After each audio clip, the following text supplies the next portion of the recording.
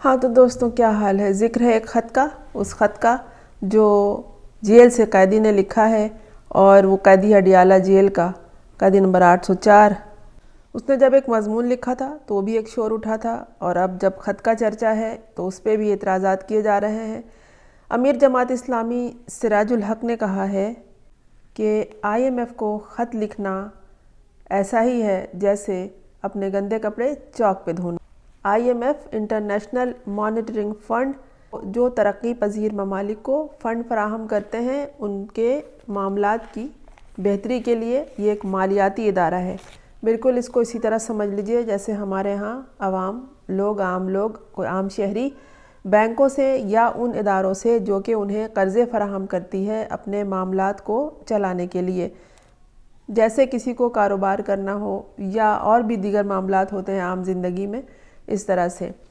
اب یہاں شور اٹھا ہے کہ یہ IMF کو خط لکھ رہا ہے جیل سے بیٹھ کے۔ خط تو انہوں نے خود نہیں لکھا، انہوں نے زبانی بیان کیا، آرڈر دیا۔ پہلے عمران خان کی منظوری ہوتی ہے، اس کے بعد کوئی اور کام آگے بڑھتا ہے، کوئی اور کرتا ہے، اور اسی طرح سے یہ خط رؤف حسن کا نام آ رہا ہے کہ انہوں نے لکھا ہے۔ بہرحال جسے آرڈر دیا گیا اس نے یہ خط لکھا ہے، لیکن عمران خان کے حوالے سے لکھا ہے، اور عمران خان کے نام سے ہی لکھا جائے گا، اس لیے کہ انہی کی اہمیت ہے، وہی عالمی شخصیت ہے۔ اور لیکن اس پہ جو اعتراض ہو رہا ہے وہ ایسا لگتا ہے کہ ایک بیان بازی کے لیے وہ اعتراضات کیے جا رہے ہیں کہ صرف یہ بیان دے دو، اس کی مخالفت کرنی ہے ہر حال میں۔ امیر جماعت اسلامی سراج الحق نے جو کہا ہے کہ IMF کو خط لکھنا ایسا ہی ہے جیسے اپنے گندے کپڑوں کو چوک پہ دھونا۔ تو دوستوں یہ پاکستان کے جو اس وقت حالات ہیں وہ دنیا سے چھپے ہوئے نہیں ہیں۔ حالیہ الیکشن میں یہ ہوا ہے کہ بیرونی ممالک سے وفود آئے ہیں، صحافیوں کے، رپورٹرز کے، اور وہ لوگ جو الیکشن کو مانیٹر کرتے ہیں اور اس پہ نظر رکھتے ہیں اور اپنی رپورٹس بناتے ہیں، وہ ادارے آئے ہیں یہاں، اور انہوں نے دیکھا ہے کہ یہاں کیا ہوا ہے، کس طرح سے ہوا ہے۔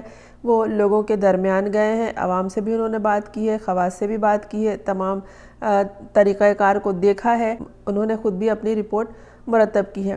اب وہاں یہ کہنا کہ یہ جو ہے گھر کی بات بتا رہا ہے یا گھریلو اپنے ملک کی معاملات کو اچھال رہا ہے دنیا میں، تو ایسا بھی نہیں ہے۔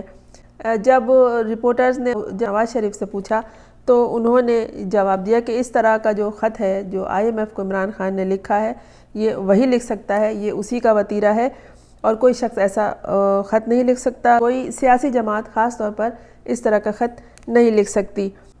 اب کوئی یہ تو نہیں بتا رہا ہے کہ اس خط میں کیا ہے، لیکن جو خط لکھا گیا ہے اس میں خاص طور پر دو نکات ہیں۔ ایک تو یہ کہ اس عالمی مالیاتی ادارے سے کہا گیا ہے کہ 2 ہفتے کے اندر قومی اور صوبائی اسمبلی کی 30% نشستوں کا آڈٹ کروائیں، اور کوئی پیکج دیتے وقت، یعنی IMF جو پیکج دے گا وہ پاکستان کے سیاسی استحکام کو مد نظر رکھے اور قرض دینے سے پہلے شرائط رکھے۔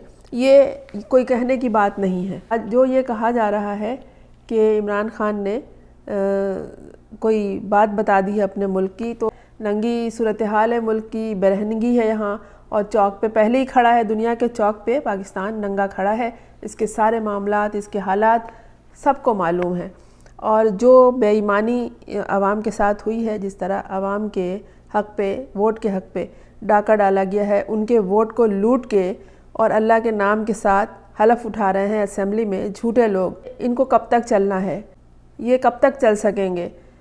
یہ لوگ مکافات عمل کو بھی بھول چکے ہیں، اور یہ حلف اٹھا رہے ہیں۔ ایسا لگ رہا ہے کہ جیسے ڈنڈے سے بھیڑ بکریوں کی طرح ان سب کو ہانکا جا رہا ہے اور اللہ کے نام کے نیچے ان سے حلف اٹھایا جا رہا ہے۔ ماہر معیشت خرم حسین ہے، انہوں نے یہ کہا کہ اگر عمران خان نے کوئی خط لکھ بھی دیا ہے IMF کو تو وہ پر اثر نہیں ہوگا، اس کا کوئی خاص فائدہ نہیں ہے، اور اس خط کے لکھنے سے ہمارے قرضے پر جو IMF پاکستان کو دے گا کوئی اثر نہیں پڑے گا۔ لیکن پھر یہ بھی بات ہے کہ اگر کوئی اثر نہیں پڑے گا اور عمران خان کے لکھے ہوئے خط کی کوئی اہمیت نہیں ہے تو پھر شور کس بات کا ہے؟ پھر طوفان کیوں اٹھاتے ہو؟ پھر کیوں کہتے ہو کہ اس نے خط لکھ دیا، اس نے جیل سے بیٹھ کے خط لکھ دیا؟ اس کی کوئی حیثیت تو ہے نا، جبھی تو اس نے خط لکھا ہے، اور یقیناً جب عمران خان کی سیاسی شناخت نہیں تھی تو بھی وہ اپنے ملک کو فائدہ پہنچا رہا تھا۔ اب ہم نے اگر ایک اپنا وتیرہ بنا لیا ہے کہ ہر کام میں مین میخ نکالیں گے اور ہم جو کر رہے ہیں چاہے ہم غلط کر رہے ہیں ہم ہی صحیح ہیں اور دوسرا غلط ہے، تو خیر ایسا بھی نہیں ہے۔ اور جب IMF پہلے آیا تھا عمران خان کے جیل میں جانے سے پہلے، تو اس وقت جب ان کی حکومت ختم ہو گئی تھی اور شہباز شریف حکمران تھے، تو اس وقت بھی عمران خان سے ملاقات کے لیے IMF کا وفد گیا تھا، اور جب یہ جیل میں گئے تو بھی انہوں نے کوشش کی کہ انہی معاملات میں، فنڈنگ کے معاملات میں عمران خان سے ملاقات کی جائے، جو شاید نہ ہو سکی۔ اس بات کو اس طرح سے سمجھ لیں کہ اگر ہم کسی ادارے سے، کسی بینک سے یا ان اداروں سے جو کہ قرضے فراہم کرتے ہیں ہماری بہتری کے لیے، لینے کے لیے جب قرض ہم جاتے ہیں تو وہ پہلے یہ دیکھتے ہیں کہ ان سے جو شخص قرض لینے آیا ہے اس کی کیا حیثیت ہے، کیا وہ کل کو قرض واپس کر سکے گا۔ سود کے ساتھ جو قرض دیتا ہے وہ ایسے ہی نہیں دیتا، اس کو کچھ لینا بھی ہوتا ہے۔ اور دوسری بات یہ کہ وہ گارنٹی بھی چاہتا ہے، وہ پھر پوچھتا ہے آپ کے پڑوسیوں سے بھی، یا آپ سے کہتا ہے کہ کوئی 4 لوگ یا 2 لوگ ایسے گواہ لے آؤ جو تمہاری گارنٹی دے سکیں۔ تو اسی طرح ہوتا ہے ملکوں کے معاملات میں بھی، جب IMF کسی کو فنڈ دیتا ہے، قرضے فراہم کرتا ہے، تو وہ اپنے فائدے بھی دیکھتا ہے، اور وہ جو مضبوط شخصیات، خاص طور پر دوسرے سیاسی اداروں سے تعلق رکھنے والے جو لوگ ہوتے ہیں، متعلقہ لوگ، معیشت دان وغیرہ، ان سے وہ معلومات لیتے ہیں کہ کیا حالات چل رہے ہیں اندرونی۔ ایک تو وہ حالات ہوتے ہیں جو سب کو نظر آتے ہیں، کچھ اندرونی معاملات ہوتے ہیں وہ سب کو معلوم نہیں ہوتا، تو یہ سارے معاملات جاننے کے بعد پھر قرض فراہم کرتے ہیں۔ جب شہباز شریف کا دور تھا تو انہوں نے بڑا شور مچایا تھا، IMF سے قرضہ نہیں ملا، اور پھر خوب شور کیا، سارے چینلز پہ بیٹھ کے تالیاں بجی کہ قرضہ مل گیا۔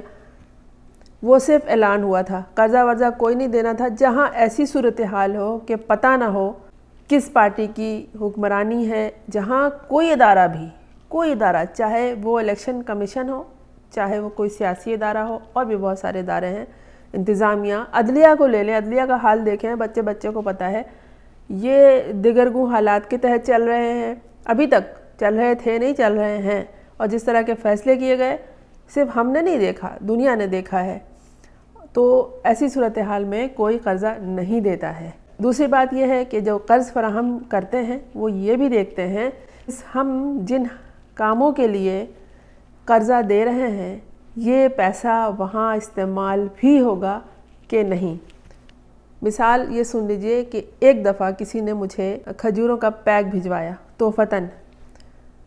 وہ کیا تھا؟